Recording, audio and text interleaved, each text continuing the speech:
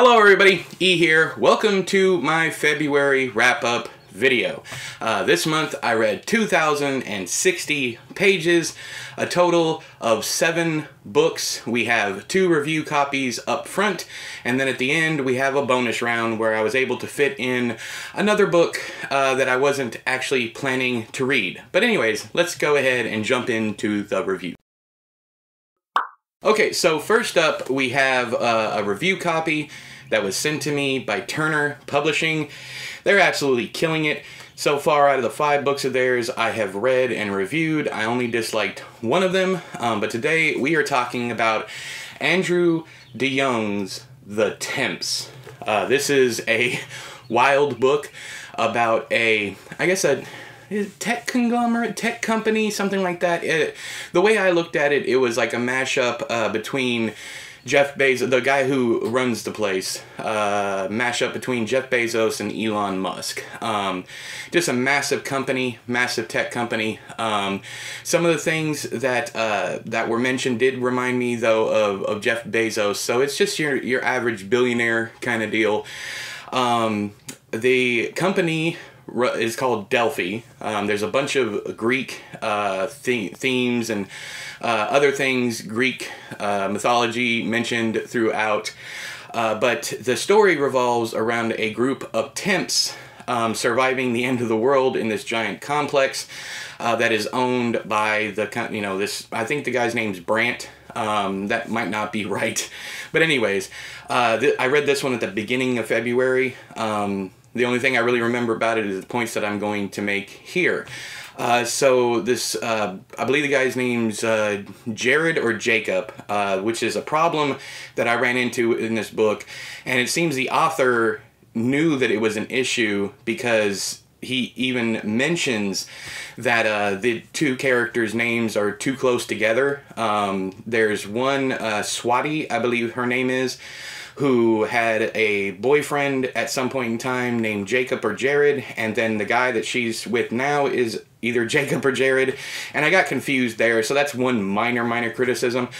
Anyways, so Jacob or Jared, he starts working his first day at the company. He goes in, he's going to the mailroom, and when he starts his rounds, there is an all-company meeting going on that none of the temps are invited to. They're not allowed to attend. And then during this meeting, some kind of yellow mist comes down and everybody turns into rage. I don't want to say zombies, but it's more like a 28 days later kind of thing. Or maybe even The Happening. There's a little bit of both because some people turn to violence, some people turn to suicide, some people turn to violence then suicide. It is a very graphic book up front. I like that about it. I'm a gore hound at heart, horror fan. So I liked all that stuff. And it is basically these people surviving in this building, and the building has its own air flow, all that stuff, so they're not getting any of the stuff outside.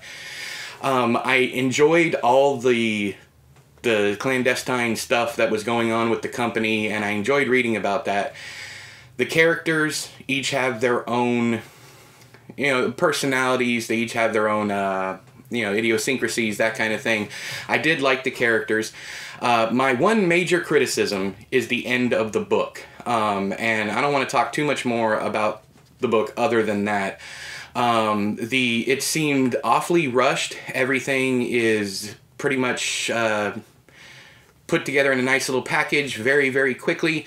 There is a huge, what is it, a Deus Ex Machina. I always get that wrong. I always say Deus or whatever. Anyways, but it just all of a sudden everything not really comes together, but all of a sudden we're like, oh, okay, it's over. That is my major criticism, and that's why I'm giving the book 4 stars instead of 5. I don't know if this is setting up a series. I couldn't find any information on that online. I probably could have asked the author. The author follows me on Twitter. I don't think I've interacted with him at all. But anyways, so I'm giving the book 4 stars, and the reasoning for that is pretty much solely the ending, because I like the characters, I like the dread, and I like the pacing. It's a very easy read. It goes by very quickly. Even for, well, not even for, it's 260 pages in, that's basically hardcover size, 6x9. Anyways, I enjoyed the book overall, and I recommend it, but the ending, if it's setting up a sequel, I can understand. Not that it's a cliffhanger, but it's like, okay, let's get this wrapped up so we can move on kind of deal. That's how I was feeling. If it's not a sequel, then I'm not sure why he didn't flesh it out a little bit more. It's the ending also has a pretty big info dump. We get all of that information all at one time, and I would say I prefer to find out little bits and pieces along the way. But there's a lot of monologuing at the end. But it's just to wrap up the story. You've gotten the action, you've gotten the denouement, the climax, all that stuff, and then it just ends. I mean, I know I don't want it to sound like it's not a complete ending. It is. It just felt rushed to me. But anyways, that one is The Temps by Andrew DeYoung. Next up, we have a book that was sent to me by my friend. He sent me the paperback and he sent me a code for the audiobook. I did both. I read the book along with the audiobook. There were times when I skipped the book completely and did a couple chapters with the audiobook just because I was walking. But that is Unplugged by J.B. Taylor. I have to tell you up front that J.B. Taylor is a really, really good friend of mine. I love the dude to death.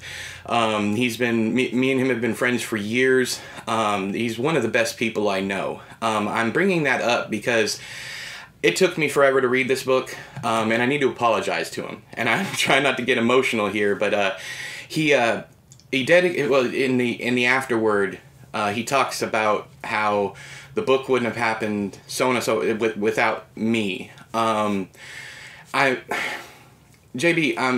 man, the story is amazing. I'm glad you wrote it, but I don't know, your note, to me saying that, thanking me and all that, it really hit my heart. So thank you for that. I'm gonna be completely honest with this review. Up front, I loved the book. There are certain things that I do have issues with as far as the writing, but we'll get to that. So the book is about Zendaya. It's basically, this book, I'm gonna say this up front, this book is what the fourth Matrix movie should have been. It is a much better Matrix story than probably the last three films. I would say that the original Matrix is better than this book, but there's a lot of stuff. I mean, you literally have agents, you have a virtual world, you have people waking up from that virtual world, you have a bunch of stuff, but JB takes it to the next level. This is where I think the Matrix should have gone, had instead of just the reboot that we got. I wasn't a fan of the fourth Matrix movie at all, but that's not a review of that. It's a review of this book, not that movie. I loved it. I love the action sequences are amazing. The characters are terrific. They're fantastic. The pacing, also amazing. I never wanted to put the book down. The only issues I had with the book, and the reason why I'm going to give it 4 stars instead of 5, is because there were some things in there that were definitely screamed debut author, and maybe the editing could have been a bit better. I did notice when I was reading the book parallel to the audiobook, there were some sentences that were different, so I don't know if that's an editing thing. He went back and changed it after, I'm not sure. But also, there were quite a few errors throughout. Now, I wouldn't say, there's not more than 10 that I saw throughout the book, but there is another issue with the writing. Some things that, it's not that it was silly, but things were overused or repeated or things like, and then there were things like, she shrugged her shoulders. What else do you shrug? That kind of thing, But the repetition and stuff that I was talking about, there's even a joke made about one of them. So JB was aware of it. There's numerous times to the point where I started counting, and after I started counting, there was still 5 more instances of she retorted sarcastically, or she retorted. It's just a very odd, I mean, I know it's not incorrect. Don't get me wrong. That's not the errors I was talking about. The errors I was talking about were the typos, grammatical things like that. But and then there's the joke. She retorted sarcastically, and she was doing that a lot.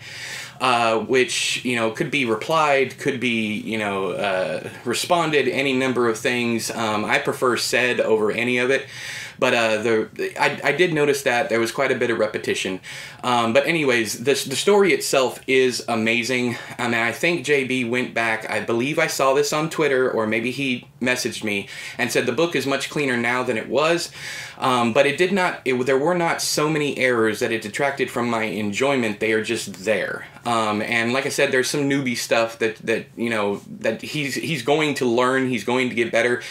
He's only going to grow from here. It's a fantastic first outing, and other than the slight, you know, problems I had with the actual writing itself, the book is fantastic, and I highly recommend everybody go out and read it. And had I not noticed all those little things, I easily would have given this 5 stars. So anyways, that's Unplugged by J.B. Taylor. And yes, I'm stumbling all over myself here because I hate being critical, even when, you know, especially with my friends, because I don't want them to get down on themselves. But I do need to make people aware of this, just because I have to be honest. And also the acknowledgments literally starts out, this book wouldn't have been possible if not for my friend Edward Lorn. So if you ever have any worries about me being honest with you, that afterward touched my heart, but I'm still going to be honest about the book. Whether a friend of mine or whether I love it, any of that stuff, I'm always going to be honest about the content. And JB, I love you, man. Okay, so next up we have The Story of Edgar SAWTELLE by David Wroblewski. I believe that's how you pronounce it. This is a story of a young boy whose family raises dogs. It's what I'm going to call it. I'm going to be very, very brief with this review. I'm going to call this Where the Red Fern Grows for Adults. Also, someone on Twitter mentioned that it felt like, let's see here, Hamlet as written by John Steinbeck, and I could not agree more. There's a lot of, oh, books just fell over. Anyways, so like I said, the story revolves around this boy, and all the stuff that I enjoyed is pretty much spoilers. That's why I'm going to be very, very brief with this book. I'm giving it 5 stars. I found absolutely nothing wrong with it. There is not a twist, but there is a change toward the middle of the book, and it just got exponentially better. I was already enjoying it, but once a certain character died, I fell in love with the book, and I couldn't wait to find out what happened next. When Edgar meets Henry, that is a highlight of the book, and it is after that point that I absolutely fell in love with it, and I adore this book so much. The characters, off the charts amazing. This is pretty much a literary novel, so it's not heavy on plot, but there is a super climactic ending, and that just made it all the better. The author's writing is damn near perfection, man. I really can't, I can't speak on that enough. I thought it was beautiful. There are heartbreaking scenes, there's comedy, there's all different kinds of stuff, and of course it's about dogs. I love dogs as long as Dean Koontz is not writing about them. I love dogs, and the interactions between because the thing with Dean Koontz is you never actually see the dogs become smart. They're already smart to begin with. In this one, you see Edgar teaching the dogs, or his father teaching the dogs, and Edgar doesn't talk, so all of his commands, it's not that he's deaf or he can't talk, he just doesn't. I guess he chooses not to. I'm not entirely sure if I missed the reasoning for it, but he doesn't talk, and that's just the way he is. But the descriptions of how he teaches the dogs were probably my favorite part of the book, because I love it when an author can show me something that's instructional, that would normally be boring, like reading a textbook on how to train a dog. Some of you might not think that's boring, but I would consider that boring. But the way the author wrote it was fantastic. I enjoyed those sections a lot, but like I said, once Henry comes into the story, it becomes amazing. It goes from good and great to amazing, so I can't help but give it 5 stars. This is the first book that I read for the month, and I listened to the audiobook on Scribd. Also, I read this parallel because I was enjoying it so much. I was like, oh, let me go ahead and read the text, make sure it's not just, you know, the audiobook that I'm enjoying, and I love the text also. I'm so glad I started out my month with this one. It was a shining moment to start the new TBR with this one, and I'm also proud of myself. I'm going to say this here. I'm proud of myself. 2 months in a row, I have stuck to my TBR. I have not read review copies or extra books that I want to read, other than, you know, other than the stuff that's on my TBR, until I'm done with that month, because I plan to read 4 books every month. And then I tack other stuff onto that. But this was an absolute joy to read. Also, if you want to, I just mentioned Scribd. My wife told me it's Scribd, not Scribd. If you want to try out a free month of Scribd, there's a link down there in the doobly-doo. You get a free month.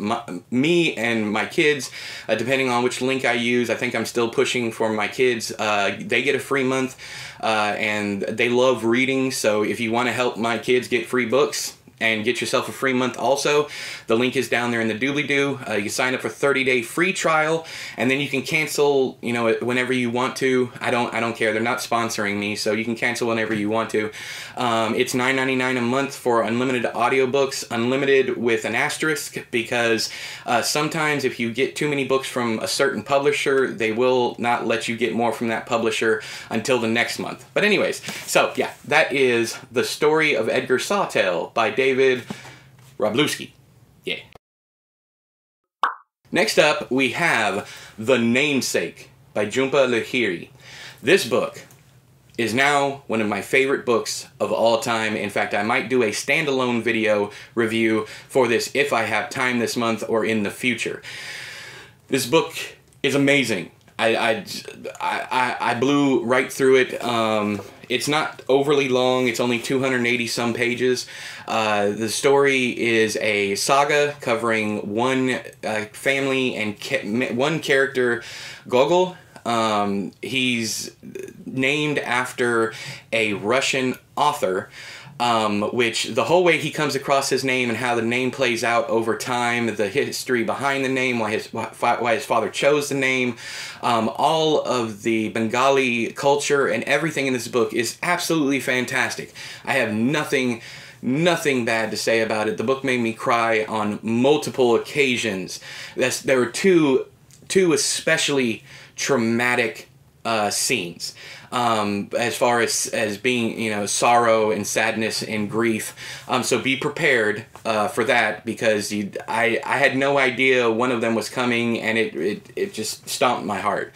And then toward the end of the book, there's another reveal that I was so mad I stopped reading the book, and not because the book was bad, but I was mad at a certain character for what they did to another character after everything that character had already been through.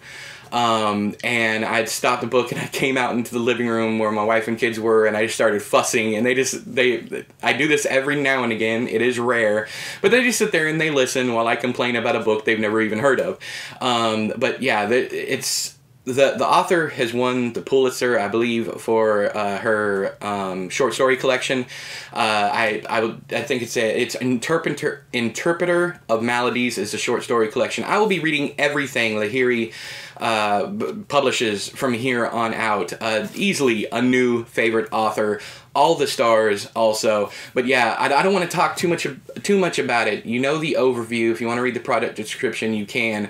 But it definitely go in blind. Don't read any more reviews. Let this be enough, please. It is a literary novel. There's no horror or anything like that. There's no action, adventure, or anything like that. So if you're into that, if you're into stories about character and theme, definitely pick this book up. So that's The Namesake by Jhumpa Lahiri.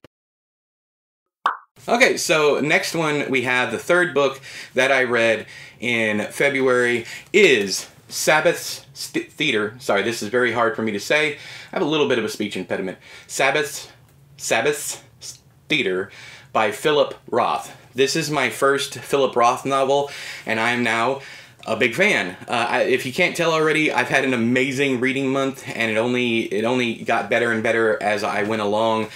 Actually, well, I gave I read the review copies after I read my TBR for the month, and those were 4 stars. But as far as my TBR is concerned, the 4 books that were on there, they just kept getting better and better. This book is nasty. It is horny. It's probably the horniest book I have ever read, and from what I find, that is just Philip Roth's style. There's a lot of sex. Very much reminds me of John Irving. If you're a fan of Irving, you're gonna love Philip Roth. And I know I'm late to he's super prolific. I know I'm late to this author's work, but yeah, I'm definitely going to be looking up everything. A big shout out to my buddy George. He's known as Book Monster on Twitter, for sending me this copy. He knows me very, very well because he thought I would love it, and yeah, I absolutely adored it. Dranka, Mickey Sabbath, who is the main character. The story revolves around an aging man. He's 64, I believe, when the novel begins. He used to run an indecent puppet show. He uses his fingers, and there's one big plot point of the book is he got arrested for indecent conduct because he unbuttoned some woman's shirt while, you know, as finger puppets unbutton the shirt. I thought the book is hilarious. I don't know how else to put it. It's just funny. I laugh throughout, but I have a very dark, morbid sense of humor. All the scenes in the graveyard, every single last one of them, were either disgusting or morbid or just downright silly, but they all made me laugh. There was one with the flowers, just disgusted me entirely, but I was also laughing while I was disgusted. So if you like books about sex, about probably the most graphic, disgusting, even erotic to some point. There's certain scenes where, especially involving Dranka, I love a woman that knows what she wants and is not going to settle for anything less, and that's why I love Dranka. The way she was treated by some men, her own agency. She allowed it. She wanted it. So, and that's from the character's point of view herself. So I'm going to say that, you know, that it's just the way that she was. But go in expecting to probably say things like no woman is like this. But there are. They exist. Anyways, does Philip Roth write good women? I don't know. I'm not a woman, but I know women like the women in this book, or I have known them. So I will say yes. But that's all subjective. Whenever someone goes, no person acts like this, there's always going to be one person who has acted like that in the past. The vast majority, probably not. Or they're not open about it. But I enjoyed this one just for the appalling nature of it. Mickey Sabbath is one of the most disgusting, not protagonists, but one of the most disgusting characters ever, and it is a complete dissection of his character. It is a rather long book. It took me over 2 weeks to read. The audiobook is also on Scribd if you want to. I did not listen to it on Scribd because I enjoyed reading it so much. I tried out the audiobook. The audiobook was fine, but I didn't finish it. I think I only did 1 chapter to see, so I could tell you guys, you know, if it was any good. But big thanks to George. I'm glad I finally got around to reading this, so thanks for sending it to me. And I will be diving into everything Philip Roth ever writes. I have a couple more. I think I have Exit Ghost. Something, it's not American Pastoral, it's like the Ghostwriter, not like, it's called the Ghostwriter. So I'll be getting to that at some point next year, I guess. I don't know, because I'm sticking to the progress bar of books behind me. Those are the 52 books I plan to read this year. But anyways, yeah, that is Sabbath's Theater by Philip Roth. And last for my TBR, the final book that I read for my TBR before I jumped into the review copies and my bonus round, which will be up next, is Night by Elie Wiesel. This book, I don't know how to review nonfiction. I've said this multiple times in the past, and even saying I like this book or love this book, which I do, is not troublesome, but I love reading about people's experiences. And this one was utterly destructive to me. It's an amazing book. It is the best book that I read this month. It is very short. It's only like 100 and some odd pages. The audiobook, which is on Scribd, also has the speech from Elie Wiesel, his acceptance speech for the Pulitzer, I believe, no, the Nobel Peace Prize, I'm sorry. And that was great also. I do not believe that it is in, yes it is in this copy of the book also. I highly recommend this. There are 2 more in this series that is a culmination of his experiences. I believe there's Night, Dawn, and Day, I believe. And if I'm reading the theme right, hopefully his life got better and better. There's a scene in here where Wiesel is recounting babies being thrown on the fire. I know this happened. I've seen images of it in the past. I never want to see them again. It's bothersome. It is upsetting to the nth degree. But it needs to exist. Books like this need to exist to show the atrocities that we are capable just as human beings. It's interesting because he says in that he will never get that image, the babies on the fire, being thrown on the fire. He will never get that image out of his head, and neither will I, and I wasn't even there. So it is a testament to his writing, how powerful that is. I will say that, oddly enough, this is nonfiction, but I was actually worried about the character surviving. The character, the person, the real person surviving. Obviously, he survived, especially when it came to the part with his foot. I was on the edge of my seat, and it's not even a thriller, it's just one person's life. And if you don't know, the book is about his time in concentration camps during World War II, from Auschwitz and beyond. I didn't know half the stuff that I read here. I knew about the horrors and everything, but I didn't know the minutia of certain things that he describes, and I'm glad that I read the book, but just know before you go into this book, it is a very tough read, and it will haunt you. It will definitely haunt you. So that is my review of Night by Elie Wiesel. And now for our bonus round! Yeah. Okay, so for the bonus round, I listened to Comfort Me with Apples by Catherine M. Valente, and I listened to it on Scribd, and I'm so glad that I did. It is so good. It's been a really good month. February was an amazing month for books. I didn't have one book that I disliked, unlike The Infatuations in January. This book is, I'm not going to talk too much about it, but I want everybody to read it because I want you to come back to this video and I want you to talk to me about it. The reasoning for that is some of the themes are overt. Very early on something's wrong. It's very Stepford Wives, that kind of deal. But then it gets increasingly weirder. And the final reveal is phoned in rather early, but that does not detract from the story itself. It's wild, man. Once I figured out where it was going, I was like, this is one of the most original concepts I have ever read. The characters are fantastic, even though one of them is, the narrator is one note. I can't remember if this is in first or third person. Is it I don't think so, because it actually goes to the next one. Okay, yeah. Okay, I believe it was written in third person. Even if it wasn't, that character is one note, but they're one note for a reason.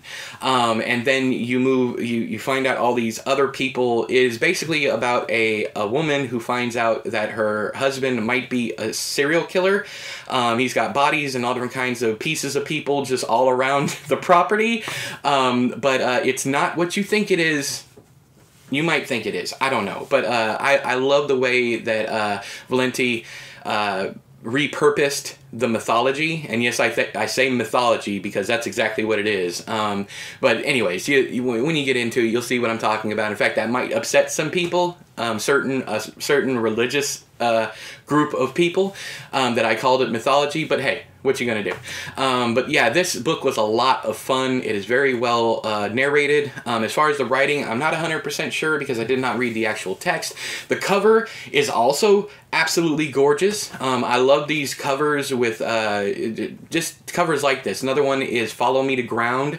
Covers like this really draw my eye. It was just like a woman with flowers or something like that. And anyways, those kind of covers really capture my attention. I have no idea why that would be, but it is. You might, I'm going to go ahead and say it, actually. If you're a Christian, you're probably going to dislike this book quite a bit. But I loved it. I enjoyed it. And it really took a spin on a certain story from the Bible. And I appreciate it very, very much. But that is my February wrap-up video. I'm going to do something different this time. A lot of people ask me what I'm going to be reading. In my January video, people asked if I could talk about the books that I'm going to be reading. And I'm going to be reading Weave World, Convenience Store Woman, Rabbits by Weave World by Clive Barker, of course. Convenience Store Woman by Sayaka Murata. Terry Miles's Rabbits. And I have Atessa Moshfe's My Year of Rest and Relaxation. So those are the 4 books that I'm going to be reading in March. And you will be getting the reviews for those the first week or so of April. Okay, so anyways, if you'd like to talk about any of the books that I have discussed in this video, please leave your comments down there in the doobly-doo. But until next time, I have been E, you have been you. This has been my February wrap-up video. I'll talk to you guys later. Bye-bye.